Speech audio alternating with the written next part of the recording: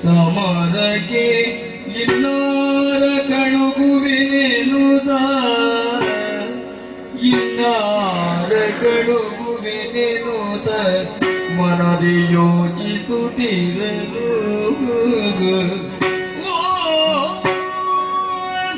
ರಣಕ್ಷೇತ್ರಕ್ಕೆ ಚತುರ್ಬಾಹು ಎನ್ನುವಂತಹ ವಿರೋಧಿ ಪ್ರವೇಶವನ್ನು ಮಾಡಿದ್ದಾನಂತೆ.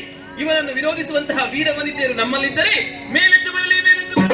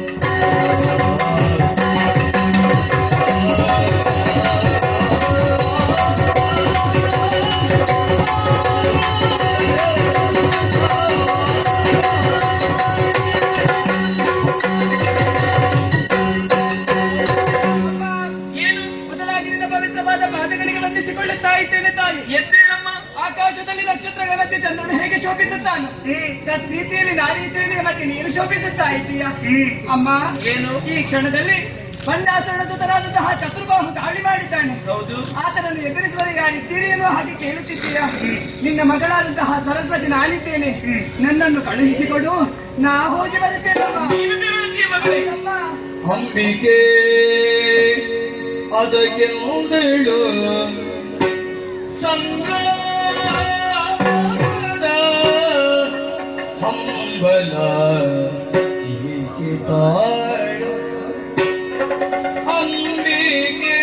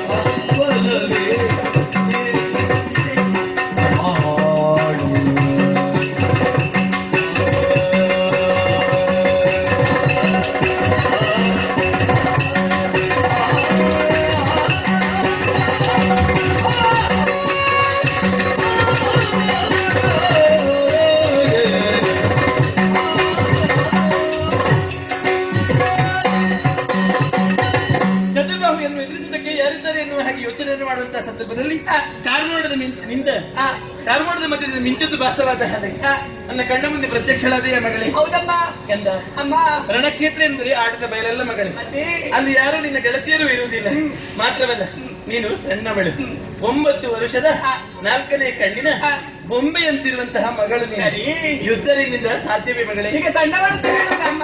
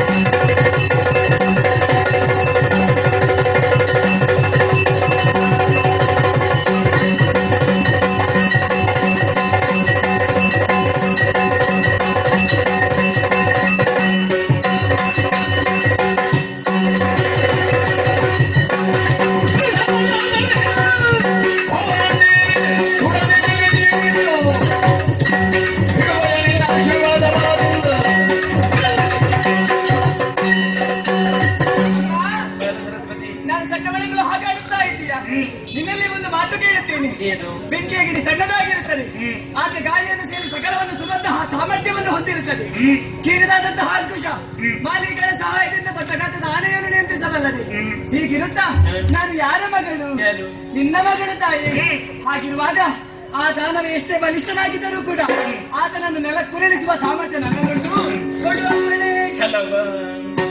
ಛಲವ ಬಿಡದಿರೆ ಮಗಳ ಮುದ್ದಿಸೆ ಮಗಳ ಮುದ್ದಿಸೆ ಛಲವ ಬಿಡದಿರೆ ಮಗಳ ಮುದ್ದಿಸೆ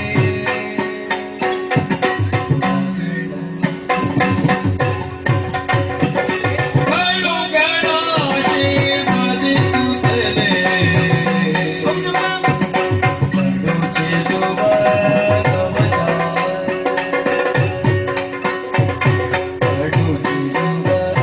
ಕವಚ